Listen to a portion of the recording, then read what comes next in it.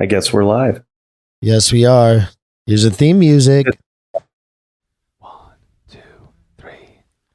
Fatbenzo.com. Fatbenzo.com. Fatbenzo.com.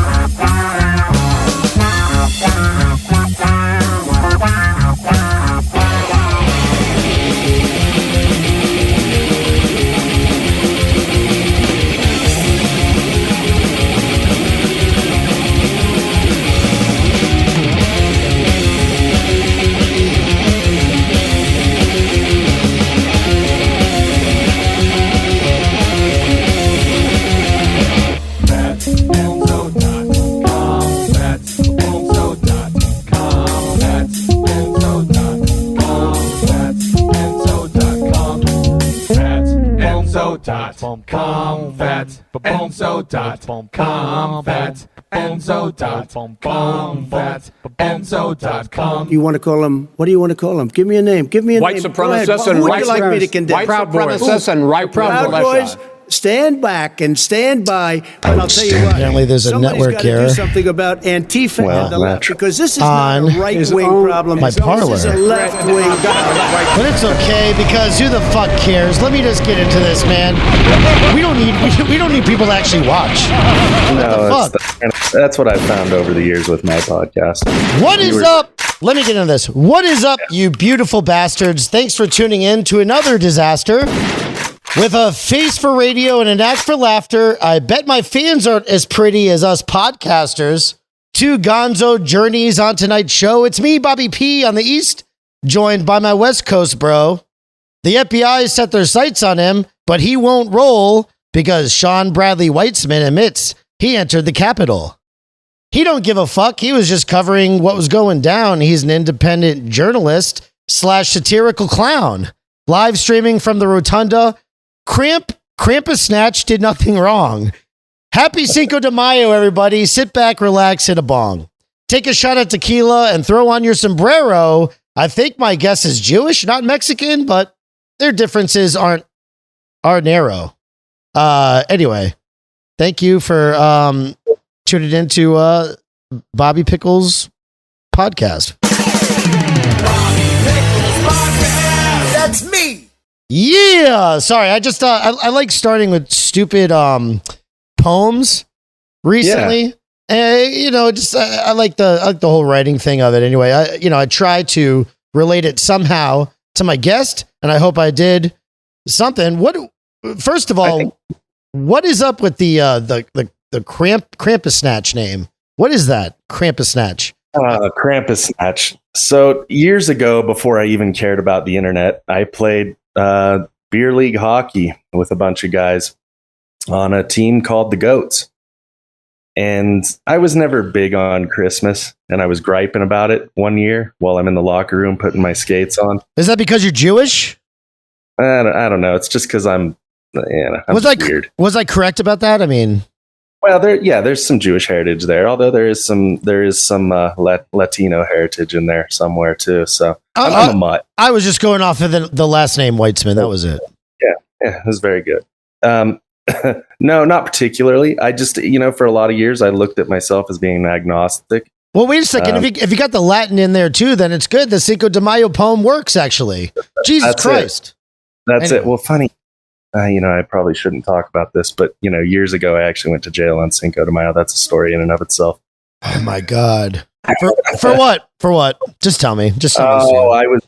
I was on probation, and then I got in a bar fight on Cinco de Mayo, and I shouldn't have been in the bar anyways.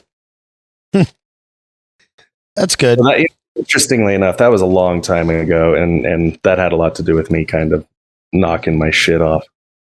so to speak. So you're a gonzo journalist who was live streaming in the Capitol. That's like the elevator speech of what's going down with you. I know that does not define you, but that's what you're going through right now currently. So that's why I wanted you to have you on the podcast, talk to me a little bit about that and what you're going through and everything like that. But like I said, you do go by this weird nickname. You have a nickname, Krampusnatch, and that's what we were talking about. What's the deal with that? Well, again, so I'm in the locker room and I'm putting my skates on and I'm griping about how they're trying to shove Santa Claus down my kid's throat at school.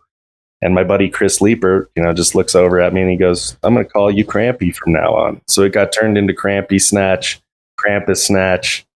So that there was many variations of it as I played on that team, the Goats. And then when I started messing around on the internet, that just kind of became part of who I was. Sweet. Krampusnatch. Well, thanks a lot, man. Krampusnatch. Now you're the owner of Tribune Media International LLC. Is that right? Yep. What is that? Tell me about that. Well, that's a media company that I started in 2019 as a result of a lot of satire that I had done beforehand. I started a page on Facebook called Farmington Tribune that, we kind of picked on everybody and made everybody flip out and lose their minds over, fake news stories. And it was a lot of fun. And as it kind of moved along, I knew that it was going to be something more. So like say in 2019, I went ahead and started the LLC. And it's, it's a growing process. I've always, I've started to compare starting a media company to pushing a ship to sea with a bunch of holes in it. That's how it feels. What made you want to start the media company? Well, I think it was always a desire to create. That's a big part of it. I mean, even when I was a kid, I had this thing where I was amazed with like real journalism. So it was just a natural progression more than anything else. I know that, and you may be getting into this, but like part of it was that I had planned a trip to Armenia. And so, prior to that trip, it was just a lot more taking it seriously. I even had an idea at that time where I wanted to produce a film that was kind of like a satirical look at the life of the different people who were involved in writing for Farmington Tribune. And so partly, we may get into that later with the other weird names that I do. No. Don't, you know what? Forget what I said earlier about, follow my outline. Fuck the outline. Don't even worry about it. Let's just go off. Tell me about this crazy stuff. So you got, all right. So under Tribune Media International, you have some satirical and factual coverage, both, right? Is that right? Yes. Why, what's the deal? Why do you have kind of like The Onion? Is that the satirical stuff? Well, when they wrote us up in the paper about Farmington Tribune, there was a local newspaper, and they said that we were like The Onion, only less funny. Was the way they put it in the Durango Herald. Nice. Let me pull that up really quick. Actually, I think I have it right here. Hold on one sec. It's right there. So, satirical website, the Farmington Tribune digs at Four Corners issues. A new Facebook page called the Farmington Tribune that aims to be a satirical online news site for the Four Corners is causing some ruckus and confusion because its creators haven't explicitly identified its intent. The website's posts are often filled with borderline true stories that change only a few key details using a different tactic than many similar satirical publications like The Onion and Clickhole utilize. The real danger is this leads to misinformation, said Elizabeth Skewers, an associate professor of journalism and media studies at the University of Colorado at Boulder, who reviewed the Tribune's Facebook page. It's fine to do humor, but they ought to be more responsible about it, especially since some people are being misled. There's nothing there to indicate they're trying to be satire, and that's not in the interest of transparency. Mostly, the Tribune posts fake stories about northern New Mexico issues, but Colorado has not been spared. This week, the publication posted a fake story that said 2 Durango High School sophomore football players were charged with the sexual assault of 2 freshman players. The post goes on, without an indication of humor, that a Farmington attorney representing the victims filed a lawsuit against the high school and that one of the supposed perpetrators is a son of La Plata county sheriff's office deputy. The story also says the case is being investigated by Durango Police Department. Interesting. So, yeah, there's this. So you don't explicitly say that the news site is indeed satirical. Does The Onion explicitly say that they're satirical? I don't know if they do have a regular disclaimer on there. We took a different attitude with what we did because people would say really stupid things in the comment sections. And so that led to us, memeing them basically when they would say these stupid things. And we called that our real news section. Or so like when we were doing direct quotes of people, we would do a hashtag real news. So we kind of took the other approach where we said, well, we're not going to label as satire. We're going to label something when it's real news. And I've kind of kept with that over the years. Right. Okay. Well, I mean, did you have like a comedy background or something like that? Why the satire? Like, no, it was. I was sitting there after work one day, because I've been in plumbing a long time. I own my own plumbing business, and I was just bored, so I decided to start this. It was just a creative outlet for me. So you're an older dude, you're like probably like my age or somewhere around then. You have kids and stuff like that, and family. You're an entrepreneur. You have your own business, and do you have like a background in writing or anything like that, or no, not particularly at all. I mean, I was a GED, and then you just you're a GED student, and then you just go and start a media company, and most of it's completely fake. Yes, this is brilliant. Well, I mean, with the exception when we got into doing the podcast. Of course you were arrested for going in the Capitol. Of course. Well, I mean, anyways. By the way, this is water. This is not beer. I think we all know why they started arresting people. Oh. That's water, not beer. Well, it's good to see you, taking care of your health and your liver. It's important. I think so. I'm not so good at that. So you actually, man, you were causing a commotion online, and then all these people were they writing news articles about your site and stuff.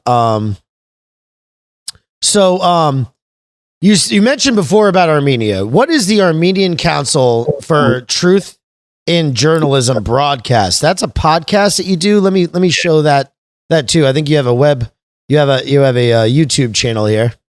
We're on YouTube, Facebook, wherever we're allowed, where we don't get banned. That's for sure. So, that's amazing that you're still on Facebook, because I've been kicked off of Facebook and Instagram like first. Well, the page is still on Facebook. I'm not personally allowed to be on Facebook. They deleted my account along with my Instagram. But I mean, all these pages had multiple managers and contingencies, I guess you could say, because it was always a thing that was going on, was bans. Okay, and then so on the channel, what do you post on the channel? The Armenian Council. Tell me about that. Tell me about this page. I think the way we described it there was irreverent and thought-provoking commentary and analysis on an eclectic range of subjects as the flagship broadcast of the TMI network. Because over the last year, we've produced some other shows. There was a real kind of conspiracy guy who comes on there, Lou Starsky, and we had a show that he did for a while called Lou Starsky Plays Ball. We had one that was more kind of like a late night kind of vibe, kind of chill, that we worked in production on, and that was called The Nameless Program with my buddy Jay Shin out of Los Angeles. So, I mean, it's kind of like a bunch of guys working together trying to build a network in our mind. So it's basically like a podcast network, kind of. Nice. Yeah. I mean, that's where it's working. I mean, right now we did a bunch of pre-production recently, and we're actually doing a much more serious New Mexico-centric news show called New Mexico Rising that aired its pilot episode on Sunday.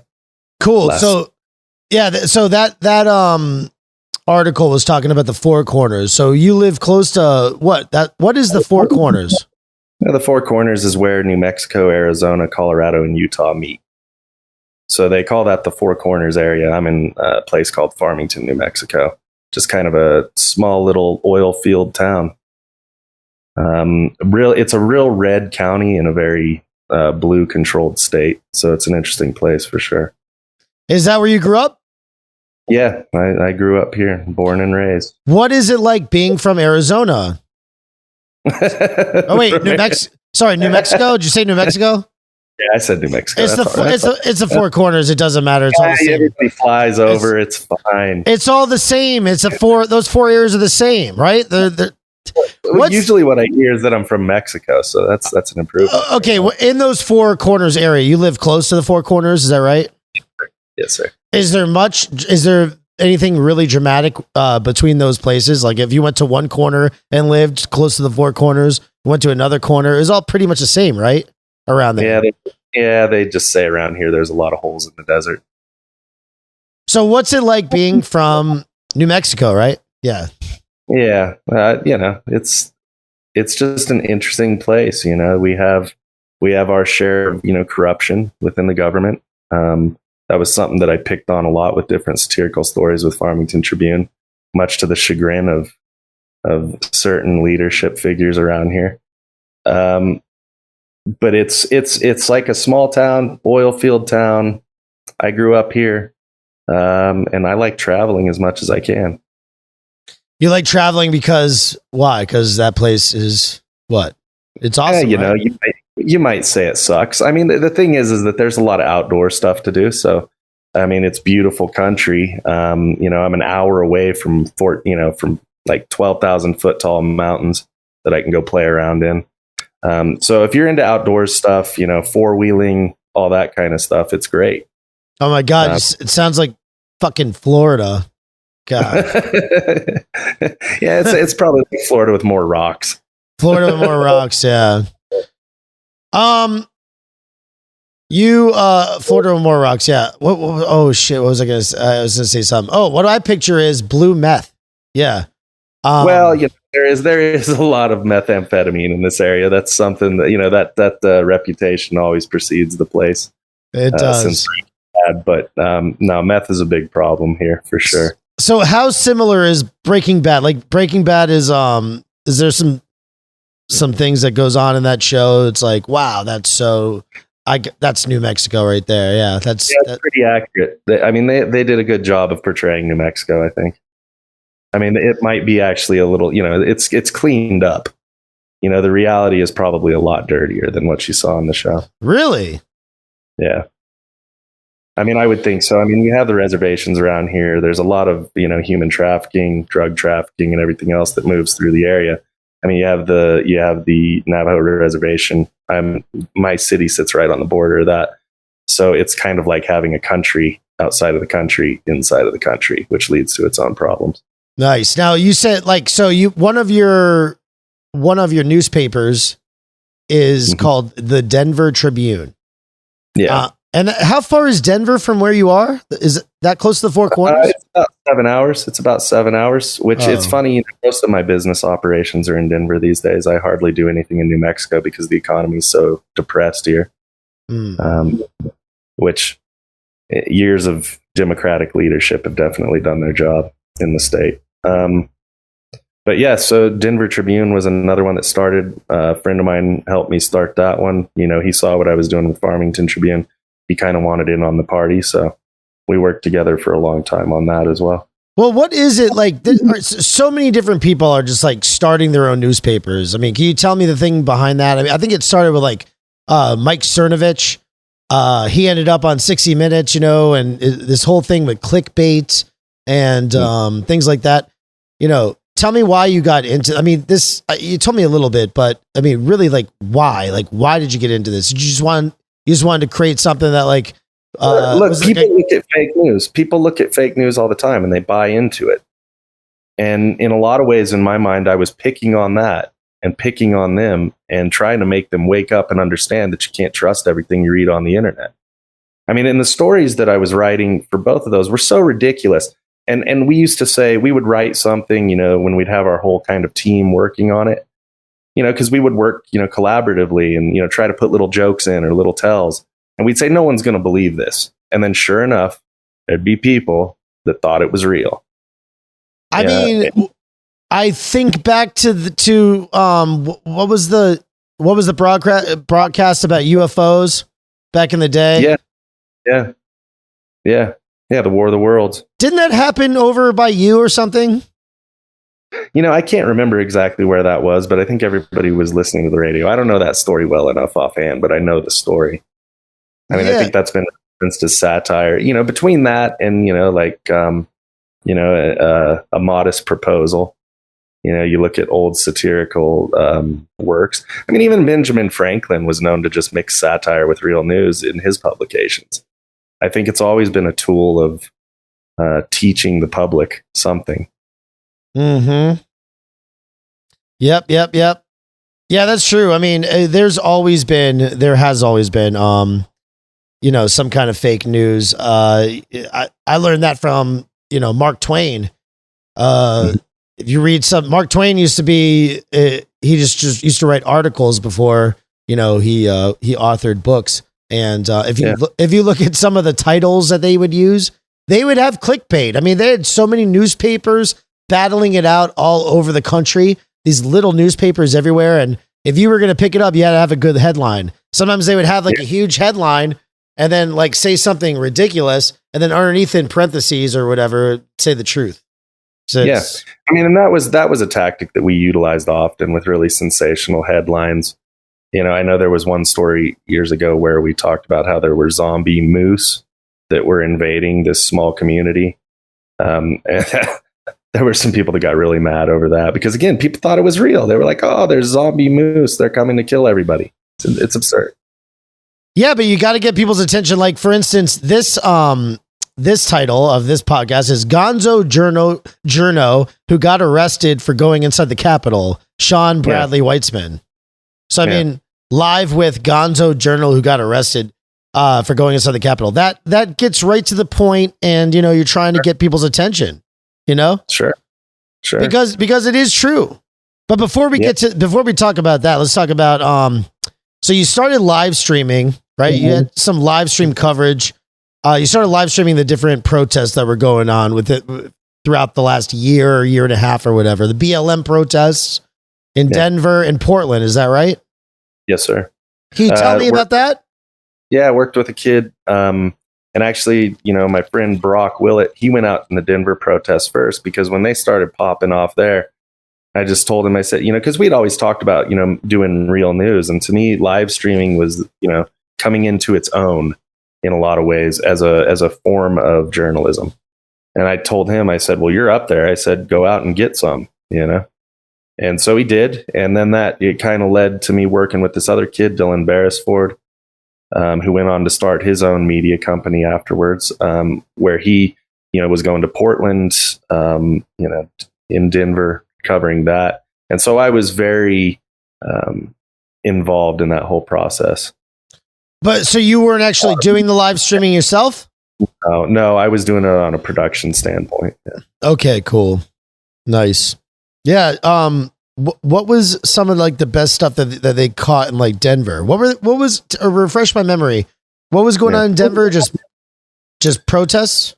Yeah, it was Black Lives Matter protesting. And I mean, at the time, for me, looking at it, Denver was pretty peaceful compared to the rest of the country.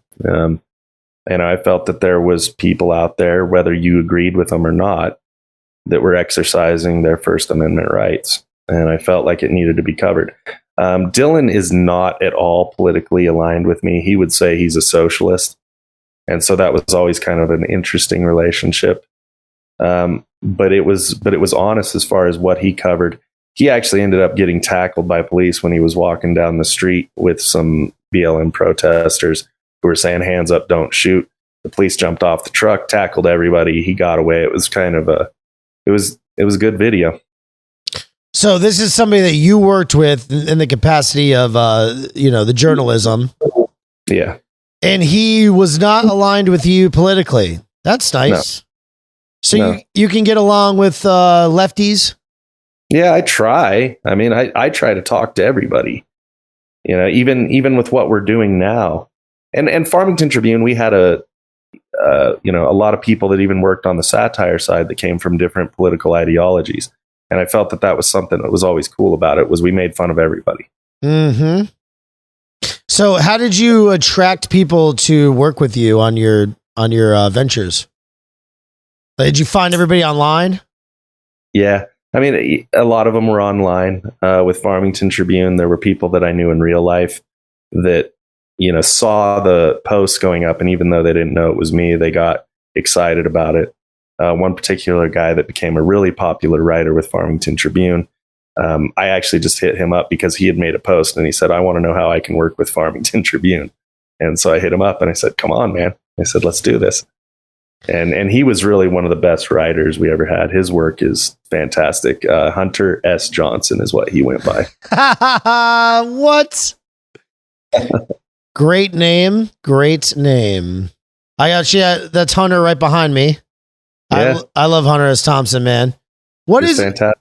you think? So do you consider yourself a gonzo journalist?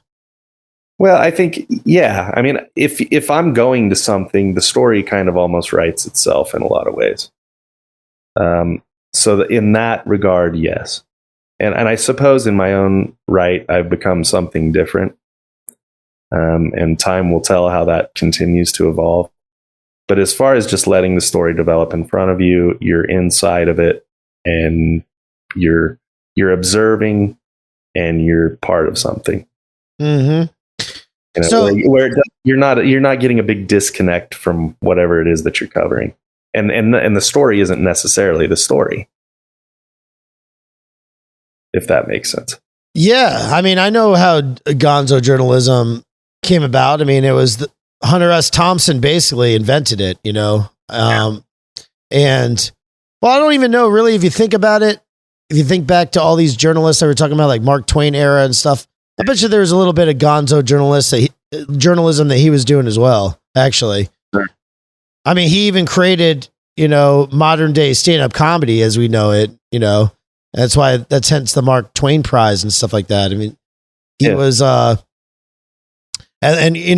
saying comedy is basically a reflection of you and right? What you got going on. It could almost be like, I think you could maybe make the argument that it's kind of gonzo journalist-esque or something like that. But yeah, so we have a lot of gonzo journalists now that exist in the world, I believe. I mean, with the advent of cell phones and being able to go live and do what we do right now, like podcasting and stuff like that, it's all about the person who's covering the thing, whatever the story is, inserting themselves into the story as well. Yeah. And yeah, I mean, I definitely do it. I consider myself a gonzo journalist, but I don't think the law really applies to us so much because we are participating as well or whatever. Well, there's always a certain level of participation and holding back. I mean, on the level of my gonzo journalism, I think more of it's the way I engage with people, and the way I engage with just the whole situation, where I tend to make jokes the entire time I'm on a live stream, regardless of what's going on. That doesn't mean that I'm necessarily getting involved and becoming, an all outright activist or anything like that. I still try to keep it where it's observing for the most part. So, and provide commentary. Did you cover anything in Atlanta or Phoenix or Washington D.C. yourself? Yeah. When the first Million MAGA March came up, it was at that time I decided to go out to DC and check it out and see what was going on, see what I could see, as I always say.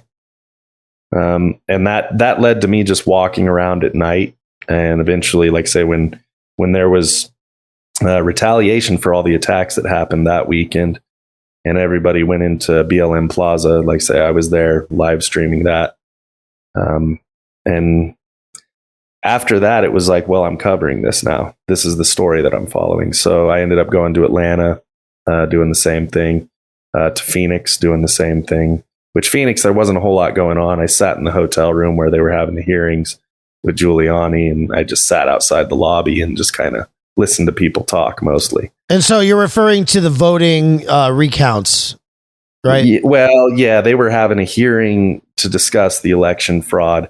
And so Giuliani was presenting that to the Arizona State Legislature. And they were doing it at a hotel in downtown Phoenix. I had gotten a room there. I was sitting outside of the ballroom and just listening to people as they spoke, whether it be Ali Alexander was there, Michelle Malkin, kind of the usual suspects, I guess we could say. Oh yeah, it definitely is the usual suspects. Absolutely. Yeah. And in Atlanta, did you happen to see the total scum Enrique Tarrio by any chance? I did. The total scum Enrique in Atlanta. You did? Okay. Yeah, I mean, well, and it was interesting because I think, like I told you previously, my understanding of Proud Boys or knowledge of them was pretty minimal.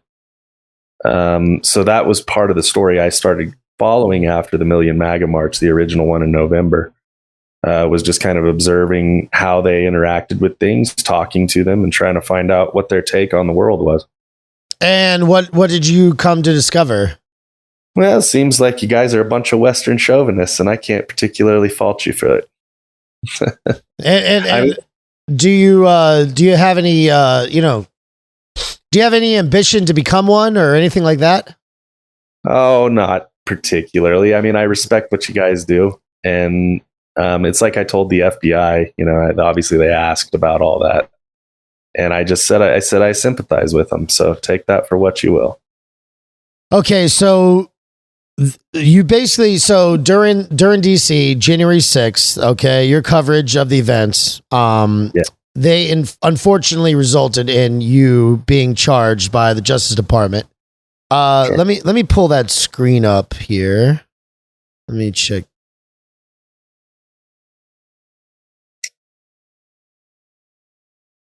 Right in here.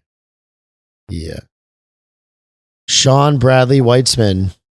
Case number 1:21-3 CR-314.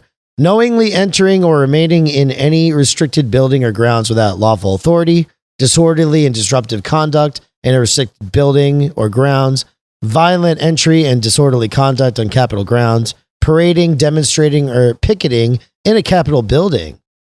Wow. Associated documents, Witzemann complaint, Witzemann statement of facts.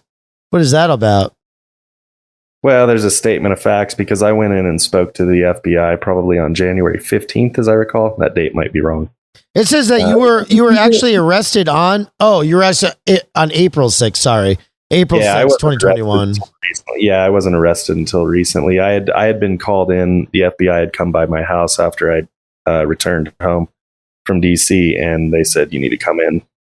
And I said, you don't have to come in. I said, nah, it's fine. I'll come in. I'll give you an interview. So that's what I did. Really? You went in, they called you up, and you're like, hey, how you doing? Yeah. I mean, everything I do is public anyways. So to me, there was nothing to hide. Oh. So is that how you kind of feel about it? You really don't care to what about like talking about this stuff right now? You're okay with that, huh? Yeah, I mean, I'm okay with most of it. I'm being, represented well by an attorney who's very expensive. But the reality is I was there doing what I did. I'm not ashamed of anything I did. So, and that's it.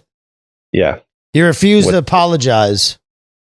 Well, I don't think there's any need to apologize because again, it's like I've had people ask me, they're like, well, if you had it to do over again, even with the charges, would you still do the same thing? And I'm like, yeah, you would. Yeah. Let's watch a little bit of your live stream here. You got some live streams still on YouTube. I guess they haven't pulled it down fully. But yeah, I know how that is. It's kind of crazy.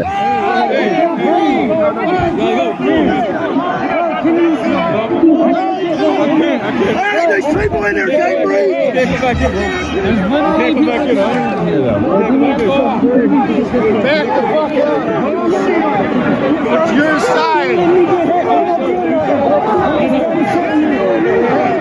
I can't breathe. I can't breathe. Why y'all doing this? You didn't have to do this. What is it? Dude, get back. Are you kidding me? Right now! She's unconscious. You're bothering her. Oh my God. Get back! We got one that's not over here. Get back now! We got one now! Move so I can get her. Move so I can get to her. She is fainting. She's unconscious. Open up this way. You open up that way. Everybody clear. Come on. Make some room for her. Make some room. sake, make some room! Make some room! Give us some space, give us some space. Make some room! I'm trying, man! What the fuck do you want me to do? Watch your feet. Watch your feet. Move. Stop. Please, watch your feet. Stop pushing. Stop pushing. We got one down here. Grab her. Yo, help her. I'm trying. Help her. Get her back. You got her? Damn, get up. Shit. Please get her. That's mine. Watch the woman. You're about to step on her. Watch the lady. Get her and grab her and get her out. We're all trying to get out. Back up. We got her. Thank you. We got her. Back up. Oh, shit. Back up. I'm trying, man. Back up. Everybody back up. Back up. We want to get out. I want to get the fuck out. Friends, stop pushing. Back up. Come on, man. Let's get her help. I can't do nothing, man.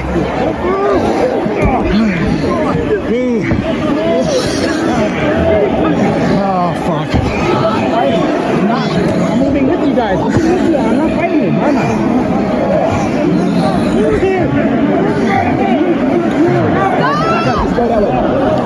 I can't. They're pushing against me.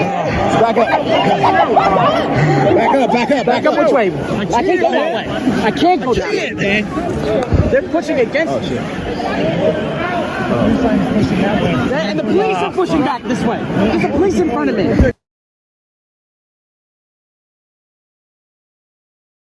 Tell me a little bit about the lady right there. There's a lady on the ground, and you were capturing that moment. She was passed out or something like that? Yeah, passed out. Falling in the floor. Hundreds of people, police and everybody pushing in. It's funny when we talk about would I do it again. Sometimes I think about that moment, and I think that's why I was there. Kind of weird how that works out. I put my hand on the police in front of me, like, this, and just holding it out there to hold them back. And it's like, you have the camera there, you're trying to do everything at once. And I don't know. I spent weeks after that wondering if she was one of the ones that died. It was kind of messed up. And as far as I know, she survived. So I'm happy for that and thankful for that.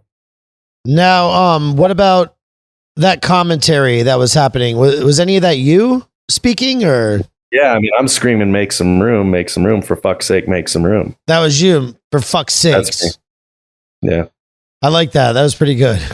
And it's fun. I listened to it and I'm like, it sounds kind of funny when I listen back to it.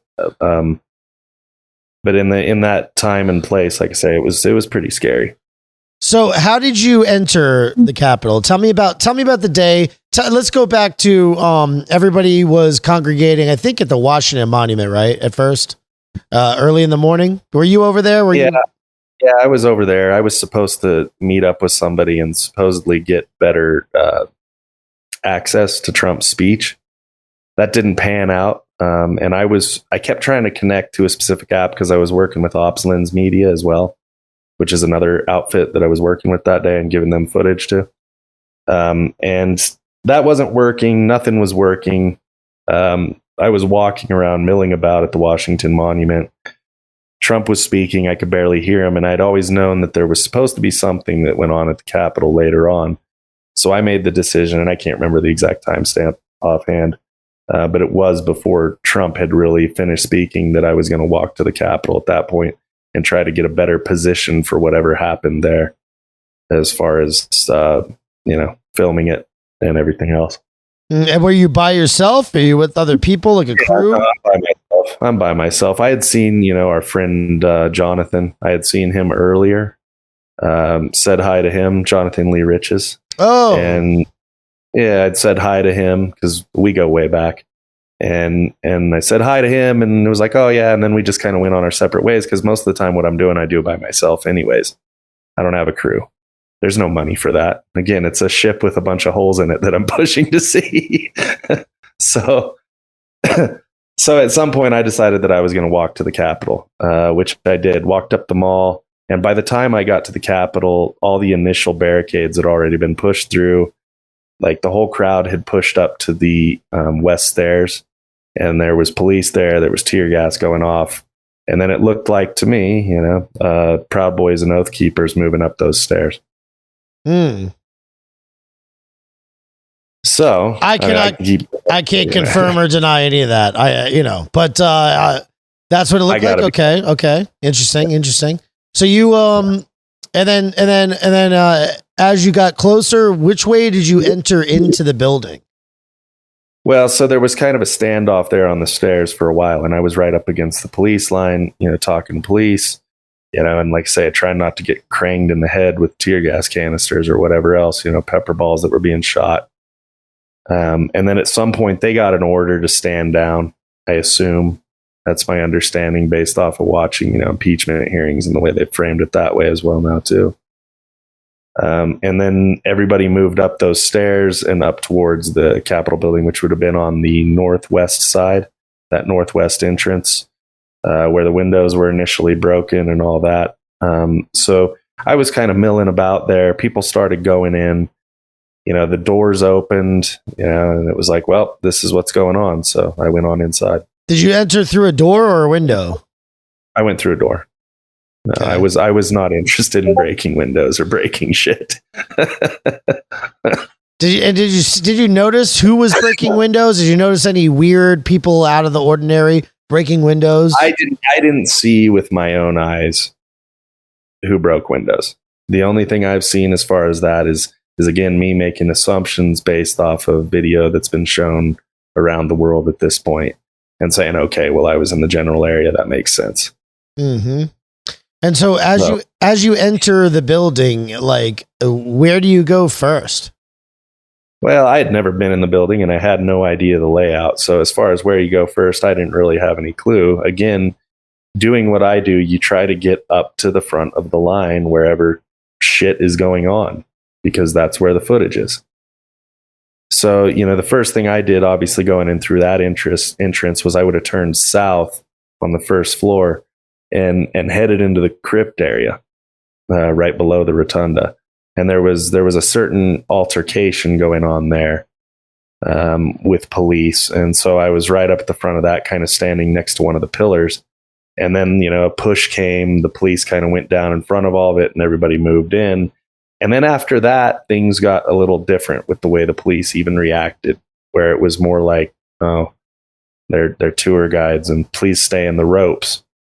So I went down that way and I walked down a hallway. There were some police that started leading everybody down that hallway. I didn't like that. So I turned back north and went up a staircase, and this was after like I'm standing there like flirting with one of the Capitol Police officers, and it's just really bizarre. So then I get up to the second floor and I'm up there and I go into the statuary area, and that's kind of where they were like, oh, well, everybody stay inside the ropes. It's like, okay, this is bizarre. And continued heading south towards the House side of things, the House of Representatives. And then there was like a little hallway between that, and there's a statue. So I just kind of stood next to that statue and drank a bottle of water at that point. And then at some point, like say, really heavily armed Capitol Police, there was a gunshot, which at this point I assume was when Ashley Babbitt was shot. I saw heavily armed Capitol Police run by me and head that direction. And then Capitol Police came back and started telling everybody to go back into the rotunda, which, every time I got an order from police, I was, okay, yes, sir, yes, ma'am. I mean, that's just how you handle it. Even when the street fights in DC were going on and I was involved in that, filming it, being up close and personal, when the police tell you to do something, you try to comply because you're not doing yourself any favors as somebody who's trying to document it. So, back into the rotunda, everybody kind of was hanging out, milling out there, and I'm a hippies kid. So I was like, well, maybe this is going to be like a peaceful sit-in. That's what I thought. And it didn't turn out that way. It turned into kind of a nasty mosh pit with everybody getting crushed inside of the rotunda, and that's all in the video. Let me play a little bit more of this video here. The police are pushing. Not me, it's the police. Come on. Give us the rules, okay?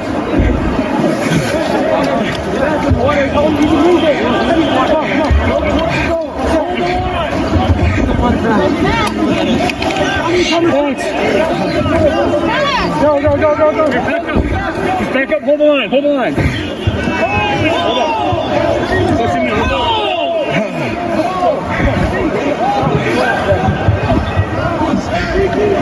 Oh, you all right? You gotta leave. Yeah, you gotta go. You gotta leave. Go ahead. Let's go, man. You don't want to push.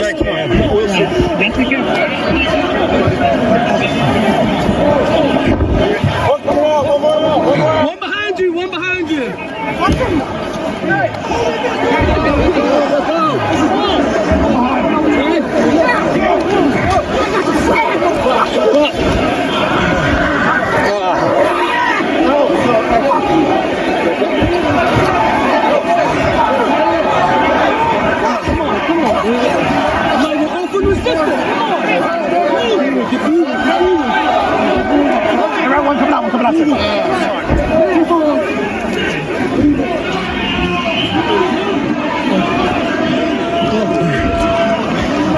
Hey there. Come on. Trying, brother.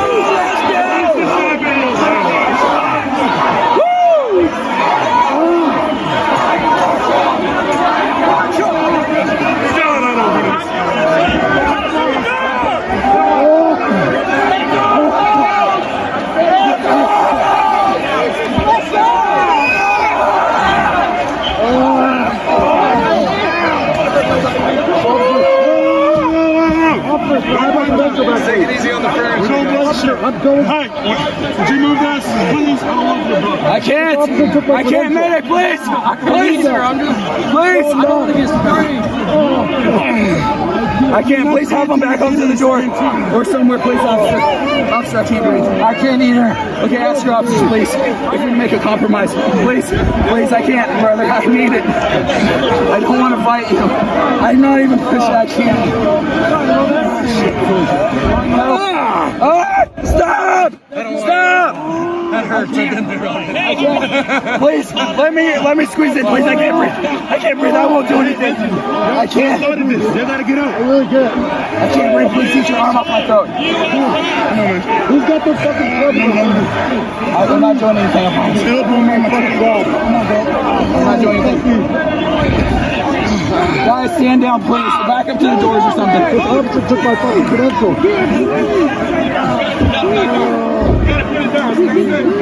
Put the flagpole down, please. Please. Fucking tear gas. I don't want the rubber bullets coming out, bro. Guys, please make a compromise. We're trying to make a point, but I don't want to fight these guys either.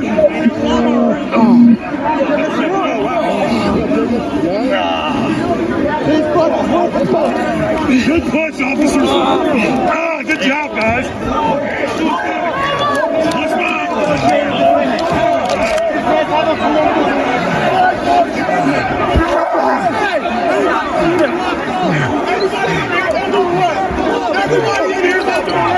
Hold the door.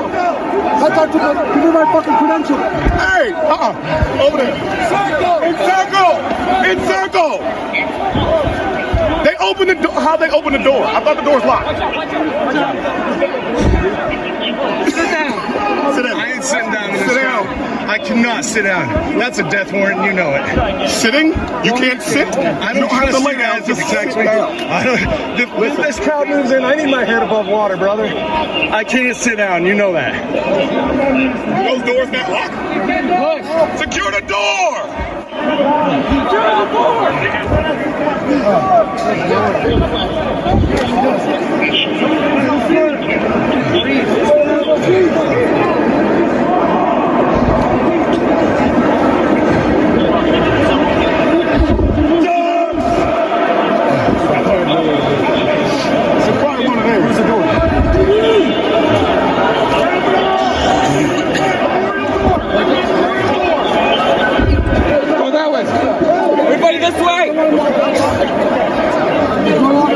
You're staying here, brother. Fascinating.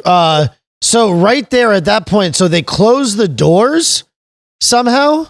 They got those doors closed, and then Yeah, some way they got the doors closed. holy shit, that really looked. What's going on? That really looked like a war that you guys were. Man, you guys were all. That one guy couldn't even breathe. Holy shit! It was bizarre, and I think at some point you hear me laughing, but that's almost like this attitude at that point. You know, where it's like, oh, we're either going to get crushed. You know, who knows what's going to happen. So it's like I was just looking at all of it. It was just like bizarre. I use that word so much to describe that day. It's just bizarre. I mean, right down to the guy who's like, oh, we're trying to make a point, but we don't want to fight you guys. And I'm going, man, what is even going on here? Like, did you guys come here to fight? Did you come here to make love? I don't know. It was just bizarre. All of it was bizarre. Well, I got to commend you for continuing to record like that. It's what I was there to do.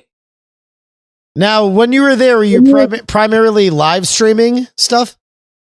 Yeah, I was live streaming to Instagram for the large majority of it, but because of connectivity issues, a lot of that never uploaded. Really? Which, you know, I lost pretty much all the footage prior to that. You probably had some really awesome, insane footage, didn't you? Yeah. Yeah. But because you were live streaming the whole time, it wasn't on your phone. Right. It's gone. And especially, I mean, I think some of the real intense images were out in front of the Capitol. Obviously, there was the guy that fell off the stairs and died. That was pretty bizarre. You saw that? Yeah, I was there. Wow. Did you push him? I couldn't tell how he fell off. He just fell bad and wrong, and that was it. It was lights out for that guy. Oh my God! Really? And they dragged him off.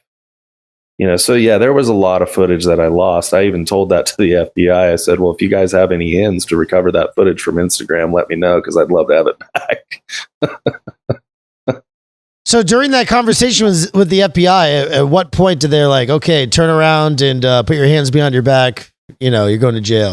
Never during that initial interview. It was all very cordial, very respectful, no problems.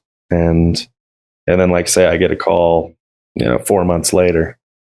I was actually up in Denver working, and the special agent who had interviewed me and who actually did the affidavit of facts associated with the case, he called me and he said, oh, Shawn, what are you doing? I'm like, oh, I'm up here working. He's like, you think you can come turn yourself in? I said, yeah, I can come do that. So that's what I did. Wow.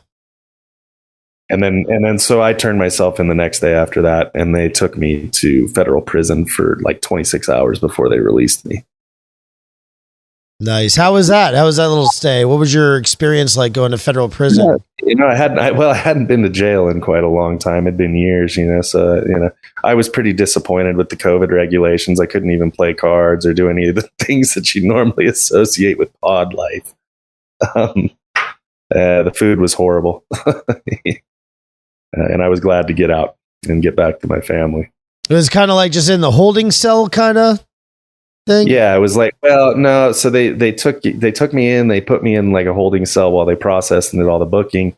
And then they, gave me a cell. I had a cellie, and then you're basically in COVID lockdown. So you don't even get out of the cell except for 20 minutes a day.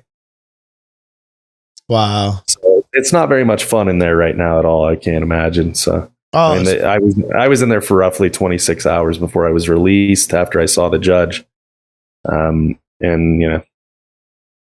It's 2 hours away from where I live. So, my old man came and picked me up. I told him, we were laughing on the way back home. It was like, oh, well, I thought we were done with this. You coming and getting me out of jail. So, it was like flashback to old times, I guess, in some ways, but it's a bonding experience. Yeah. When I was a lot younger and I was getting in trouble, I remember my dad, he was always there for me. He never, he didn't appreciate what I was doing with my life in those days, but he was always there for me. And it's kind of cool that he was there again in its own special way. I was a juvenile delinquent too, brother. I totally understand. Yeah, you try to improve in life. Sometimes you make leaps. Sometimes it takes back, but this one doesn't feel that way. Let's finish this video. I think I find it pretty interesting. Sure. It's captivating. Let's finish this really. Listen.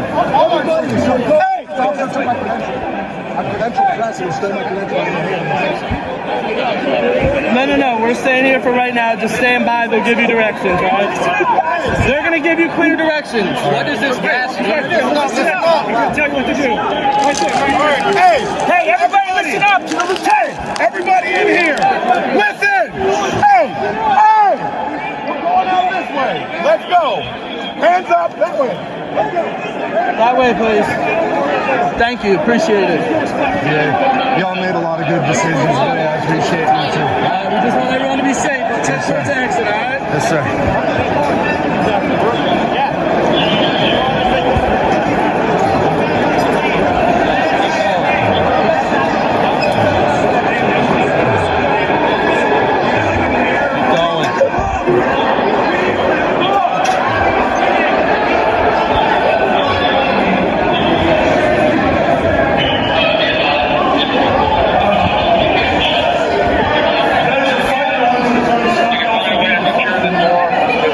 Still here?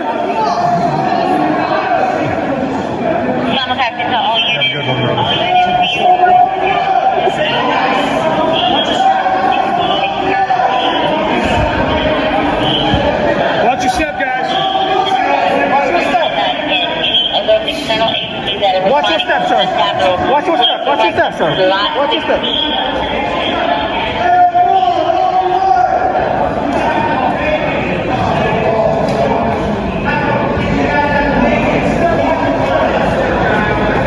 Doesn't matter, we can be blamed.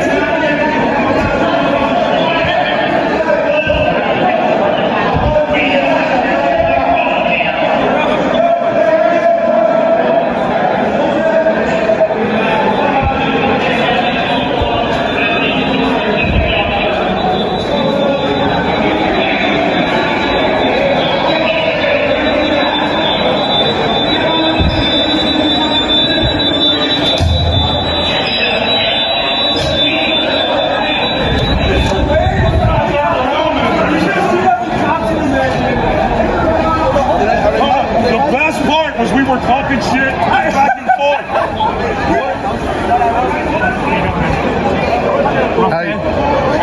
How you doing? I'm okay. Just trying to kind of get a handle on what's going on around here. Yeah, nobody wants problems with you guys. I think you know that. And I can breathe again. That makes me happy. It was pretty stuffy in the rotunda. I can imagine. You guys made a lot of good decisions today. Thank you. Thank you, sir.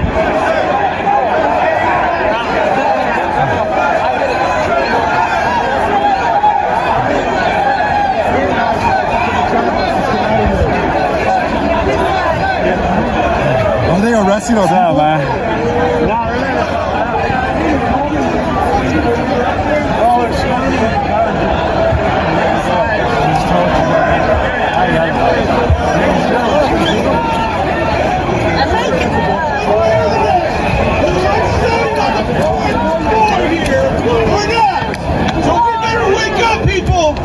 This is our battle. This is our revolution. And this is our day.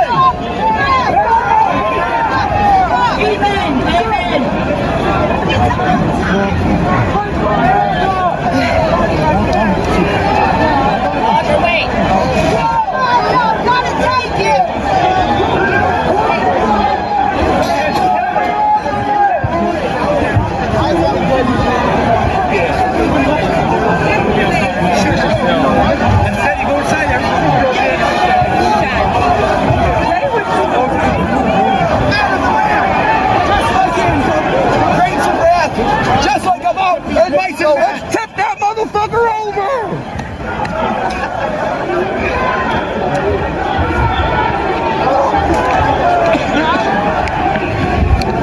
Keep on, man. Come on, brother. You got it. Come on. All right. Well, that was my first time in the rotunda. You went in there? You went in there? Fuck yeah, I think They let us out in the end after all he's killing us all. USA! USA! USA! USA! USA!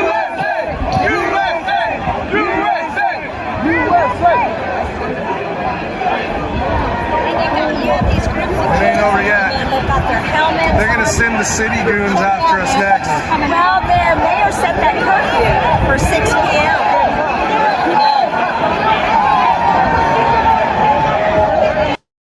Wow.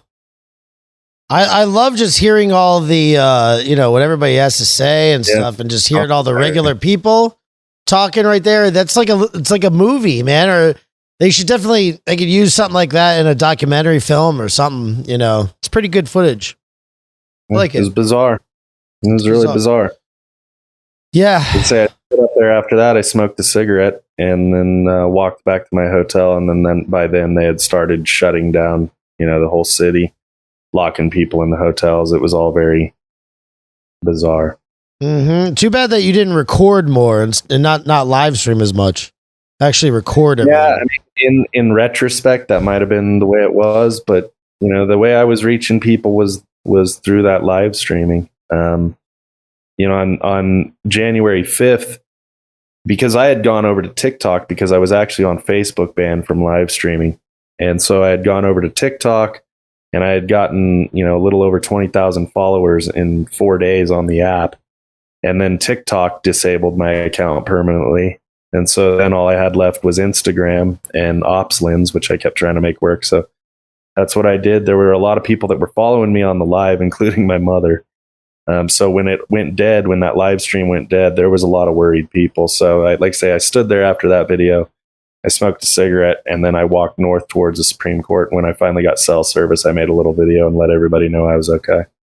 You need to quit those cigarettes, man. I know. It's gross. We'll see if that ever happens. We'll see if that ever happens. So I know that you got to get off soon because it's coming up to the time you do your own podcast at 10 o'clock, right? And that podcast is the ACTJ podcast. Is that correct? The Armenian Council for Truth and Journalism. Right. And what is the story behind the name for the podcast? Didn't it originate from a joke you made based off something your dad routinely said when you were a kid or something? Yeah, my dad's a plumber, so he'd be trying to open parts or whatever. And he was also big into the old records, one of which was Fire Sign Theater, which some people might know what that is. But my understanding is that they would say that this has been hermetically sealed by the Armenian Medical Association. And so that joke stuck in my head when I started writing the satire and fake news. And people would go, "Oh, this is fake news," and I said, "No, this has been independently verified by the Armenian Council for Truth and Journalism." So that's where that goes, which is funny because when I went to Armenia, it everybody got the joke over there. Like, they loved it.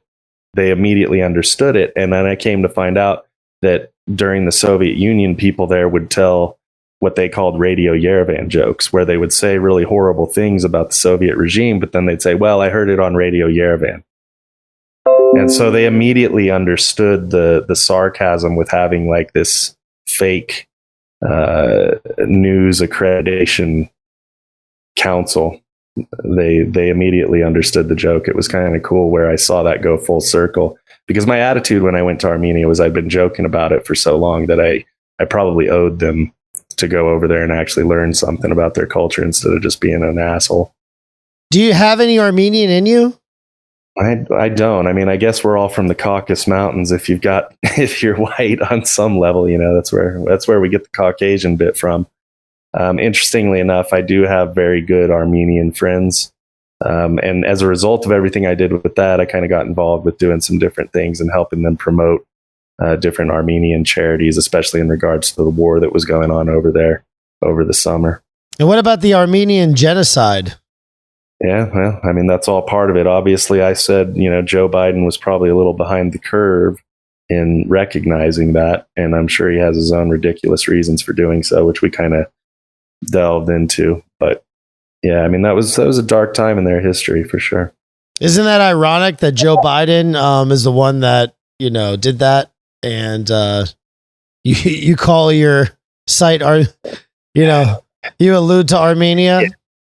Yeah, I mean, I think, I was always a bit disappointed with Trump for a lot of things, but that was one of him not kind of stepping up to the plate and doing that, even though I understood the strategic and geopolitical implications of why he chose not to, because it complicates the whole relationship with Turkey. Interestingly enough, my uncle's Turkish, so I heard from him about what were you doing in Armenia.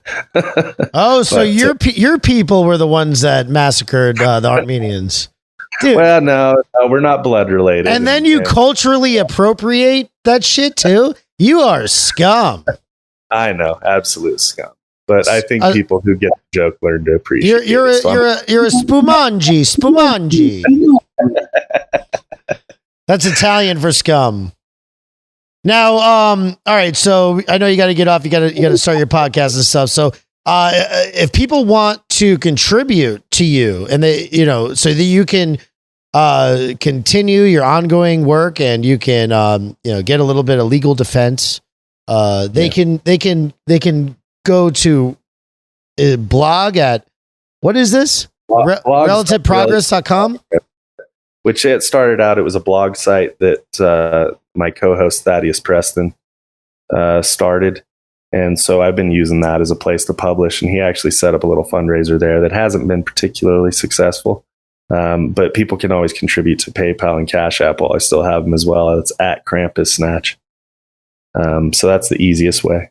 Yeah, Krampusnatch. That's Krampusnatch. Correct? Yes, sir. I should have put that under your name right there, man. So it's blogs at relativeprogress.com. You can send an email. Is that right?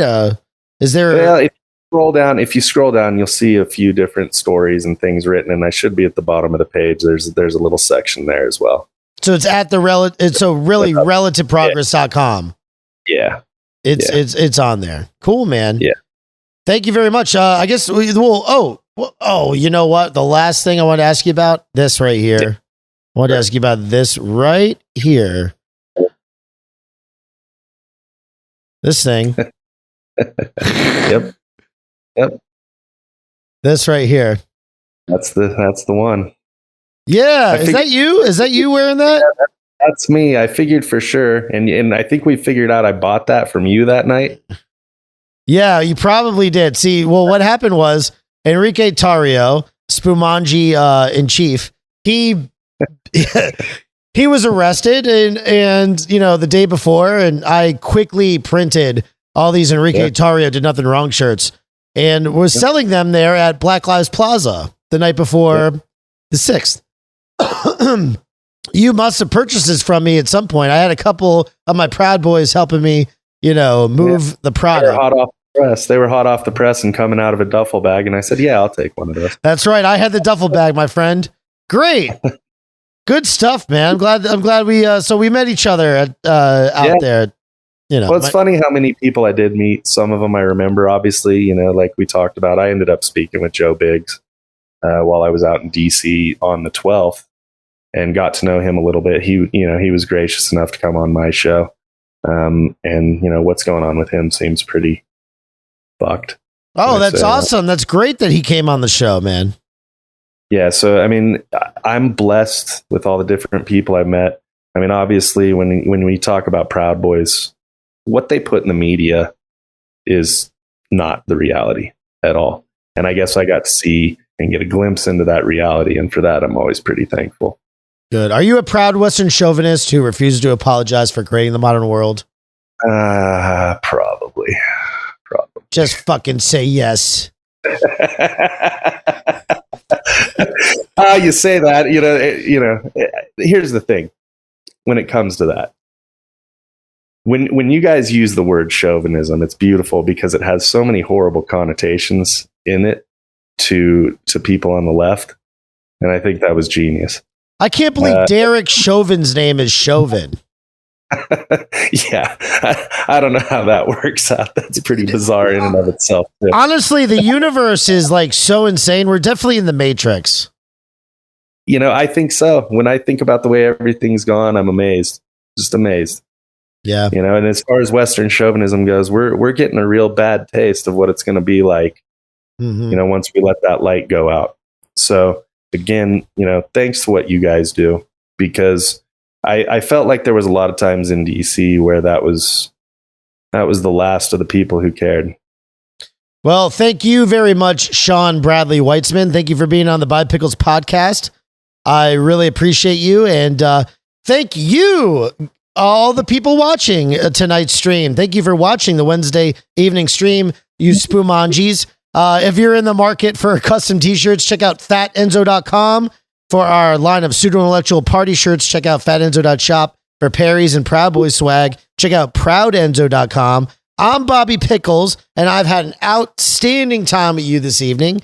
I appreciate you very much, but I'll appreciate you more for liking and sharing this podcast. There's a 20-year-old nerd sitting in the back room at Google with cum stains crusted on his pants, deciding who wins or loses in life because he learned how to code while living in his mommy's basement. It's time to fight back. Give that dork a slap by posting this to Facebook or Twitter or Parler, whatever. And hey, happy Cinco De Mayo, SPUMANGI.